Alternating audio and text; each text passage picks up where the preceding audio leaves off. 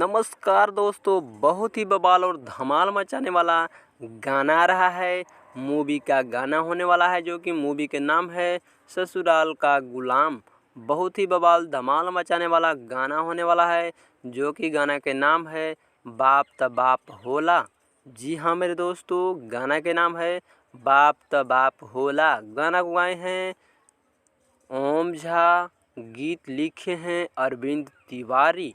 बहुत ही बवाल और धमाल मचाने वाला ये मूवी सॉन्ग होने वाला है, जो कि अगर आप इस गाना को देखना चाहते हैं तो जा कर के देखिए। बहुत ही बवाल और धमाल मचाने वाला ये मूवी सॉन्ग होने वाला है, क्योंकि पोस्टर में नज़र आ रहा है बहुत सारा भीड़ नज़र आ रहा है, जो कि इसमें हंगामा मचाने वाला गाना नज़र आने वाला है।